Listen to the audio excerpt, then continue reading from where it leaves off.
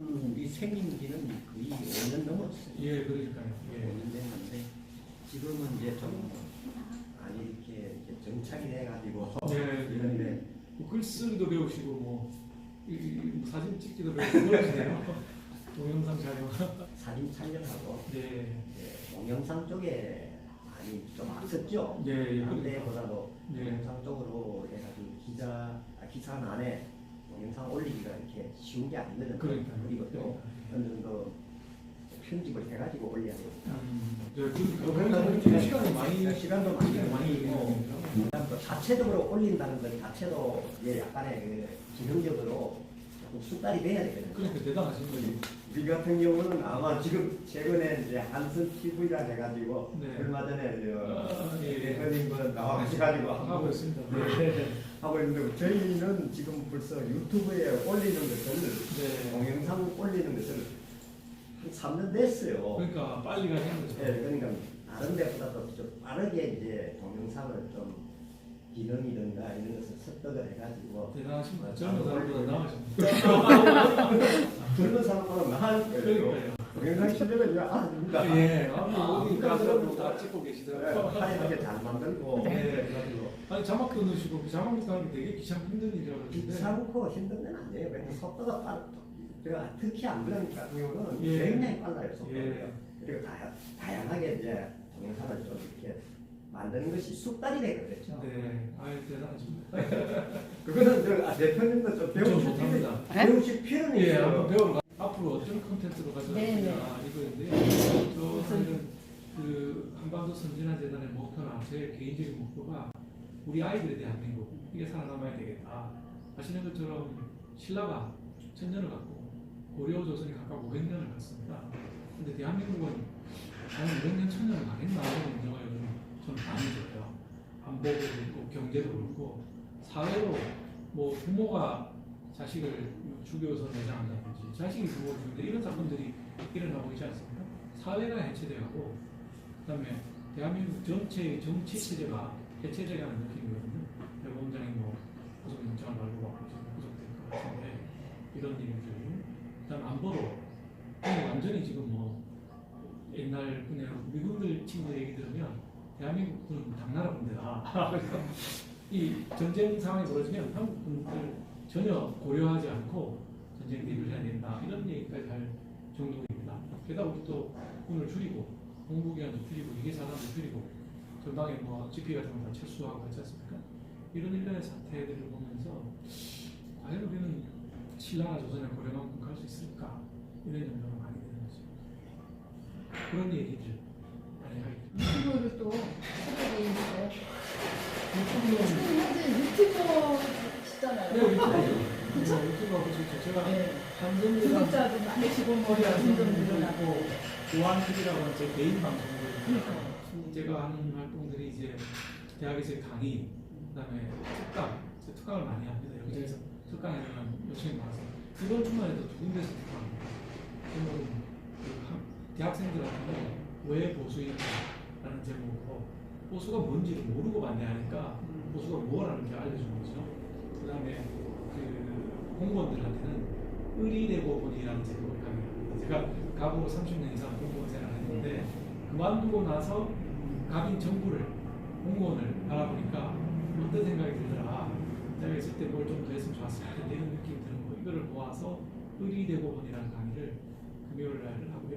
목요일 날은 왜 보수인가는 대학생 한 300명 하게 됩니다.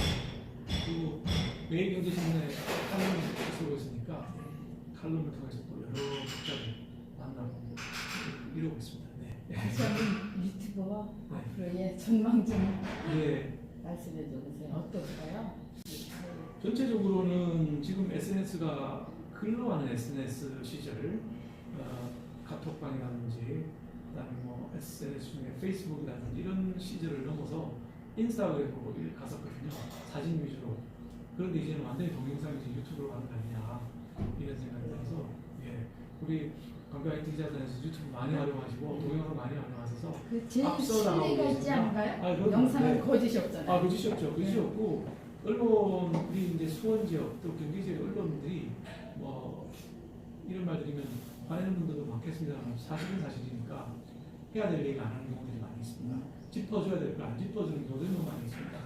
우선은 바쁘다 보니까 전부 커버를 못할 수도 있고요. 또 하나는 이제 대부분의 재원, 즉 신문사를 운영하는 돈이 광고에서 나오게 되는데 이게 유료 구독하는 사람은 별로 없거든요. 지방신문이라는 게. 그러다 보니까 그러다 보니까 감사합니다. 네, 그러다 보니까 이제 제일 문제가 써야 될 글들을 쓰지 않는 거. 뭐 넣으시겠습니까? 아니, 안 좋은데. 네? 필요하시면 설탕 갖다 드리고 싫어요. 아니 그냥 마셔볼래요. 원래 넣어서 드시는군요. 네, 둘이는 아. 믹스 커피. 그러면 네? 진짜요? 주현 씨, 설탕하고 좀 믹스 같은 거 좀 주시게요? 이거를 좀 어떻게 바꿔봐야 되는 거 아닌가요? 아니, 이게 몸에 훨씬 좋습니다. 설탕이 안 들어가니까. 좋죠. 네. 그래서 이렇게 피부가 고우신가요? 커피가 이게 맛있는 커피. 아니 나이가 막 좋은 해가 커피 쓰거든요. 거듭될수록 더 젊어지는 것 같아요. 제가요. 네, 생각해보면 공직에 있을 때보다는 아무래도 스트레스 총량이 훨씬 적죠. 제가 마지막으로 30년 가까이 한 마지막 공무원이 경기도 부지사 아니겠습니까? 경기도 부지사는 제가 알기로는 대한민국에서 제일 바쁜 자리입니다. 공무원 숫자가 경기도가 11,000명입니다.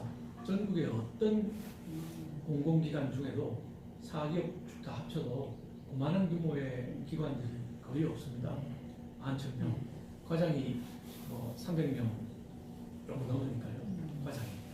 국장이 37명이고 실국장이 과장이 300명 넘으니까 정말 정신없는 조직입니다. 제가 과장 중에 제일 싫어하는 사람이 누구냐면 발음 이름까지 되실 거야? 아니요. 딱 들어와갖고 부지사님 지난번 보고 드린 거 잘 됐습니다. 이렇게 얘기하고 나가는 과장이 있는데 저는 그 과장이 뭐 담당하는 과장인지 잘 모르겠는 거예요. 340명 정도 되니까 정말 모르겠어요. 그러니까 들어오면 자기는 무슨 과장인데 지난번에 무슨 보고 드렸던 게 잘 됐습니다. 이렇게 얘기해요. 자기 생각만 하는 거죠. 자기 입만 생각하고. 근데 부지사는 10,000명 이상의 직원들 상대해야 되고 또 300명 이상의 과장을 상대해야 되니까 진짜 정신없습니다. 우리 저기 광해노인복지회관에 네. 라인댄스반이에요. 네네. 김수열 씨라고 예, 예, 계세요. 우리 공무원 다들 네네. 그런데 예. 네, 얘기하더라고요. 그래서 페이북을 하니까 패친이고 그러니까 네. 아 저기 사실 부지사님을 모셔가면서 엄청 저기 아, 예. 반가워했더라고요. 저하고 뭐 아주 잘 맞았고 네. 이거 아주 열심히 하셨던 분이에요. 네. 아주 열정적이에요. 네. 라인댄스 중에 열정적이에요. 모두 다 열심히 하는 스타일이거든요. 글쎄요. 예. 네. 일 열심히 하는 그 공무원들 좋아합니다. 어떻게 해서 예. 한선재 네네. 대표를 맡게 되셨나요? 한선재단은 플레임은 한반도 선진화 재단입니다. 지금 이제 13년째 접어드는 연구소이고요. 미국에는 이제 루킹스라든지 LHG라든지 하는 엄청나게 큰 연구소들이 다 재단입니다. 우리도 같은 모양으로 가기 위해서 만들었는데 이걸 만드신 분, 설립하신 분이 제 멘토이자 지도 교수님이십니다. 대학 1학년 때 서울대학교 법과대학에 들어갔을 때 그분이 처음으로 이제 서울대학에서 강의를 시작하셨습니다. 그래서 이제 제 지도 교수님이 되셨고 그때 이후로 82년부터 돌아가실 때까지 줄곧 제 멘토였습니다. 어려울 때는 이제 가서 말씀드리고 상의하고 선생님도 여러 가지 뭐 연구할 게 있을 때는 저희들 불러서 상의하시고 이런 상황이었는데 이제 선생님께서 암으로 돌아가시게 됐습니다. 그래서 마지막에 이제 임종 직전에 제가 이제 갔는데 저한테 주신 말씀이 마지막으로 제자들한테 주신 말씀 꼭 돌아가셨으니까요. 그리고 주신 말씀이 거의 힘이 없어서 말을 못하신 상황인데 띄엄띄엄 박, 수, 영 한참 쉬었다가 대한민국 잘해라 이렇게 하고 돌아가신 거예요. 이분이 이제 늘 나라 걱정하시는 분입니다. 어쨌든 돌아가시면서 나라 걱정하시고 돌아가시고 선생님 돌아가시고 나니까 이 조직이 또 비게 되잖아요. 그런데 선생님 뜻이 워낙 숭고하고 하니까 제자 그룹에서 뭔가 좀 맡아야 되겠다 이렇게 돼서 선생님이 1대 제자군요. 저희 대학 다닐 때니까 1대 제자가 그룹에서 뭔가 맡아야 되겠다 했는데 우리 동기들이 모여서 역시 제가 맡는 게 제일 낫겠다 이렇게 하는 마음에 제가 이제 맡아서 선생님만은 못하지만 조직 꾸려나가는 중에 있습니다. 그럼 들어가실 때 저기 박세일을 예. 연세가 어떻게 되셨어요? 선생님 해방중이십니다. 돌아가신 지 2년이 됐고. 공동체 자유주의라고 아, 예, 연구를 많이 하신네요. 아, 예, 예. 네. 낯설게 듣기거든요. 그렇습니다. 네. 공동체 자유주의라는 어떤 의미를 가지고 있습니다. 대한민국의 국가 이념이 무엇이냐 이런 얘기를 많이 하는데요. 박세일 선생님께서 공동체 자유주의라는 걸 내주셨습니다. 그게 뭐냐면 자유하고 공동체하고 두 가지를 동시에 추구를 해야 대한민국이 살아갈 수 있다 이런 얘기입니다. 즉 자유만 너무 추구하게 되면 각자 도생해버리니까 대한민국이라는 공동체가 깨지지 않겠습니까? 근데 공동체를 너무 강조하게 되면 개인의 자율성, 자주성, 개성, 창의성 이런 것들이 또 죽게 됩니다. 너무 평등만 추구하게 되고 자유와 공동체라는 두 가지 요소를 함께 대한민국이 추구해 가는 나라가 됩니다. 예를 들면 자유만 너무 많이 추구하는 나라들이 있거든요. 자유지상주의 국가들입니다. 미국이라든지 이런 나라들. 공동체만 너무 강조하는 나라는 소련이나 이런 나라들이죠. 개인의 자유는 거의 없다시피 하면서 공산주의에 있는 국가들. 이러니까 대한민국은 자유와 공동체를 동시에 가져가자. 자유 개념은 두 가지가 있습니다. 두 가지. 뭐가 있냐 하면은 개인의 자유. 이게 자유민주주의입니다. 그 다음에 기업 활동의 자유. 이게 시장 경제주의입니다. 그래서 기업이 활발하게 활동을 해서 거기서 나온 이익, 그걸 세금을 매기게 되면 그걸 공동체에 쓰게 되는 거거든요. 자유의 두 가지 개념. 공동체에 또 두 가지 하위 개념이 있는데 하나는 내적인 공동체 유지입니다. 내부의 적으로부터 공동체를 지키는 것. 이게 법치주의입니다. 법치주의. 그러니까 법을 다 지켜야 되지 뭐 나는 권력이 있다, 나는 돈이 있다 해서 법을 안 지키면 대한민국이 깨지는 것은 공동체가 깨지는 거거든요. 그 다음에 이제 두 번째가 외적으로부터 대한민국을 지키는 겁니다. 이게 이제 국방안보거든요. 국방안보 안 하고 뭐 나라 지킬 방법이 있습니까? 그러니까 우리는 더더욱 북한도 있죠, 러시아도 있죠, 중국도 있죠, 일본도 있죠. 주변 국가들이 다 좀 호전적인 국가들이기 때문에 우리가 안보를 등한시할 수가 없는 상황이죠.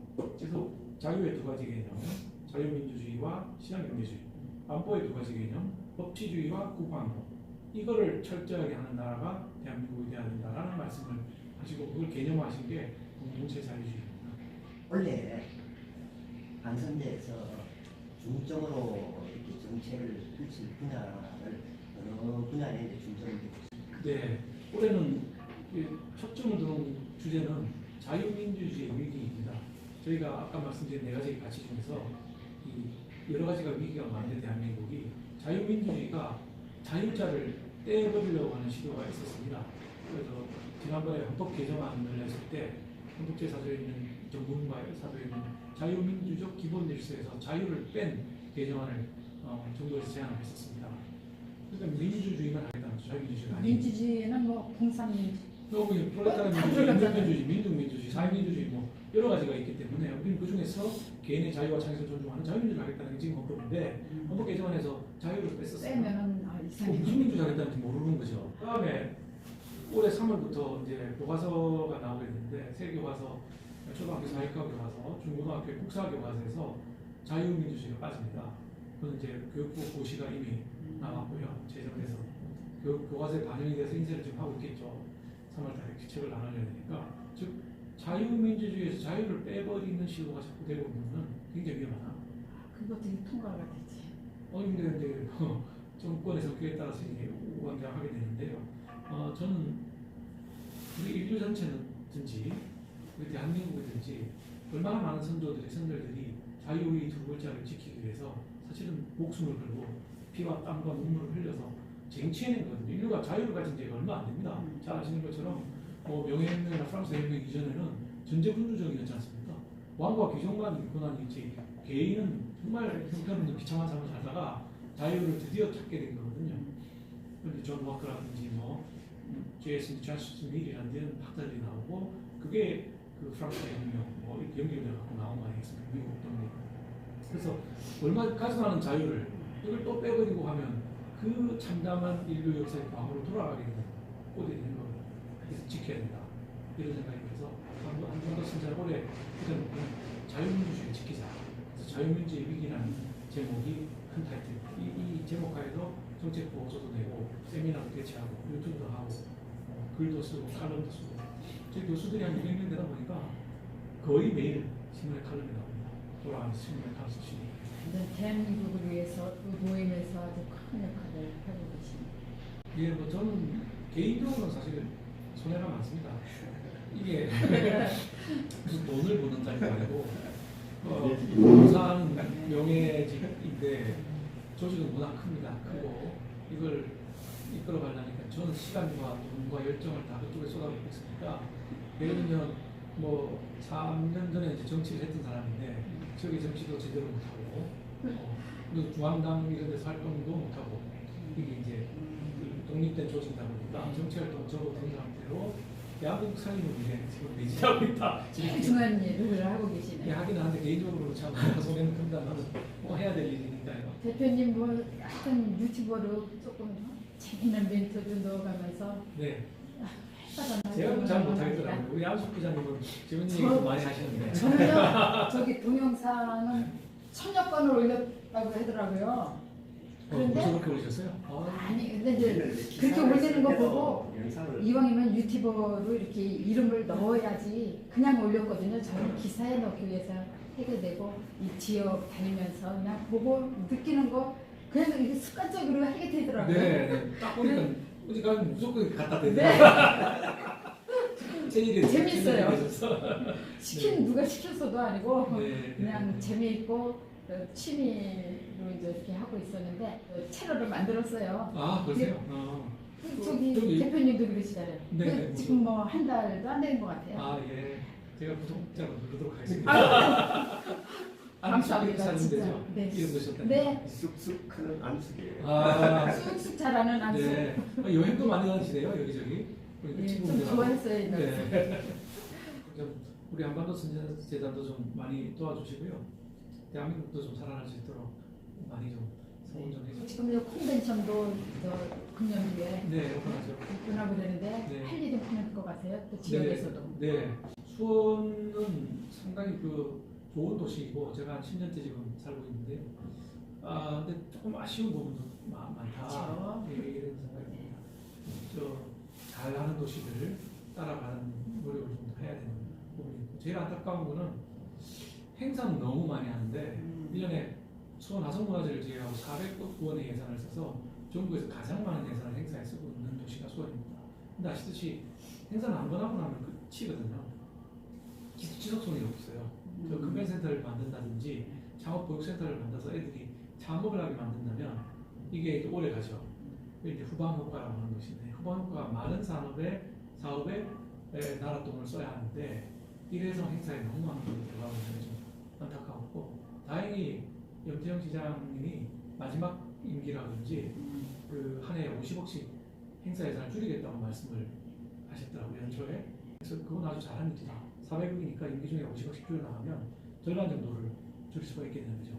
수원에서 행사 예산은 한 200억 원 정도가 적정하다고 봅니다. 그게 성남시와 용인시가 쓰는 정도의 돈이거든요. 수원이 성남이나 용인보다 특별하게 부자도 아닙니다. 그리고 부산 출신이신데 네. 부지사로 계실 때 이 저기 도청, 네. 신도청 이전 여기에 많이 힘써 주신 것 같고 그래서 이쪽으로 또 10년째 이렇게 오신 거 아닌가 싶은 생각도 들어요. 도청 이전은 제가 부지사로 있을 때에 처음에는 김문수 지사님이 이전을 반대하셨습니다. 그래서 기자회견을 잡아놓으신 거를 제가 들어가서 설득을 하고 기자회견 취소를 하고 계속 추진하는 거였습니다. 왜냐하면 도민들하고 약속이거든요. 광교 주민들하고도 약속이고 광교 신도시 토지분양 공고할 때 분명하게 거기 한 줄이 들어있습니다. 도청사의 책이. 근데 투자를 하신 분들, 땅을 사신 분들은 이 정부의 약속, 경기도청의 약속을 믿고 사신 거기 때문에 그 가격이 반영됐다고 봐야 되는 거거든요. 약속을 어기서는 안 된다. 그래서 김문수 지사님 설득을 해서 하기로 했고 취소하지 않기로 했고 그 다음에 김문수 지사님 본인이 있을 때는 못 찍겠다 하시는 바람에 질질 끌다가 이제 남경필 지사님 부임하시고는 제가 이제 당선된 다음에 첫 대면에서 이 약속은 꼭 지켜줘야 된다 해서 이제 추진하도록 했고 그 와중에 제가 이제 일부 반대하는 세력들이 있어서 그 펜스가 있었습니다. 원래 지저분한 펜스가 이렇게 낮게 쳐져 있었는데 그 지사한테 보고를 하지 않고 제가 지시를 해서 펜스를 걷어버렸습니다. 펜스를 걷어버리면 공사 착공 안 할 수가 없는 상황이거든요. 그래서 펜스를 걷고 추진을 하는 걸로 해서 지금 이제 진행되고 있습니다. 좀 안타까운 부분은 제가 할 때는 사실 공용 공간들 많이 넣고 그다음에 경기도 대표 도서관이라고 그래서 대한민국에서 가장 네. 아름다운 도서관을 하나 넣고 싶었습니다. 그다음에 도청사의 절반의 땅은 잔디 광장으로 만들어서 동료들이 누구나 와서 거기서 샌드위치도 먹고 나무도 쉬고 새들도 날아다니고 뭐 이런 꿈을 꿨었는데 그게 진행되면서 이제 뭐 축소인데도 그래도 예, 센터장들도 여러 분 있습니다. 연구소 안에 센터가 여러 개 있거든요. 센터들이 있어서 센터에서 또 그분들이 모여서 회의도 하고 정책 토론도 하고 그렇게 하고 있습니다.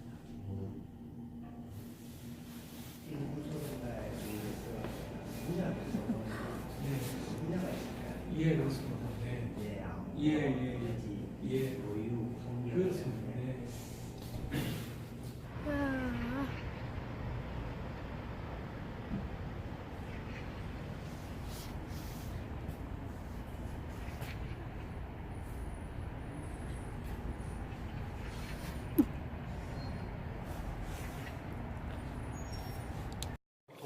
이런 방법으로 해서 이제 그 저희 정책 자료를 보내드리고 있거든요. 앞으로는 트위터 같은 것도 쓸 예정이고요. 그러니까 저희가 정책부에서 교수님들이 만들다 보니까 두껍고 길어요. 일반인들에게 접근이 안 되는 거예요. 그래서 앞으로는 유튜브 통해서 짧게 또 트위터 통해서 뭐 짧게 140자 이내로 해서 단편으로 보내주는 이런 것도 하고 있고 카톡으로도 지금은 날리고 있습니다. 예전에는 이메일로만 보내고 종이로만 인쇄했었습니다. 근데 이제는 또 그렇게 하고 있습니다. 제 숙제입니다. 그 전까지만 또 종편이라는 것이 방송에서 그렇게 종편이 뭐 개설된 지가 그렇게 오래되지 않잖아요. 크게 오래된 시기가 아니다 보니까 지금은 뭐 거의 종편 쪽에서 활약하는 분들이 이제 유튜브를 빌려가지고 유튜브에 이제 자기 본인 계정을 개설해가지고 굉장히 활발하게 움직이고 흔히 뭐 종편에서 나온 사람들이 이제 오히려 지상파보다 종편이 더 신뢰해요. 예. 가만히 있으면 MBC는 뭐 1%밖에 안 된다고 하는데. 그래서 보는 척에서 볼 때는 이걸 어떤 방향으로 홍보를 한선재라는 이 정책 연구소가 사실은 어떻게 보면 좀 숨어 있는 듯이 이렇게 보이는 거거든요. 네, 제가 보기에도 맞습니다. 나타나 있질 않고 네. 정확하게 이게 뭐 정치 분야에 있어가지고도 보면은 뒷면에 좀 숨어 있는 듯하면서 뒤에 실질적으로 보면은 이제 정책의 이게 칼럼이든가 콩을 쓴 거 보면 참 내용이 의미 있는 내용이든가 이게 방향이든가 이런 것이 좋은 내용이거든요. 좋은 내용인데 전혀 반영도 안 돼 있고 사람들한테 이렇게 많은 것을 정책을 연구를 해가지고 하는데도 그래서 유튜브에 예, 그러다가 이제 시작했고 네. 유튜브도 보니까 벌써 소년 사건 뭐 벌써 4월 이상 떠들었는데 오늘 4월에 올라가는 셈이 됐죠.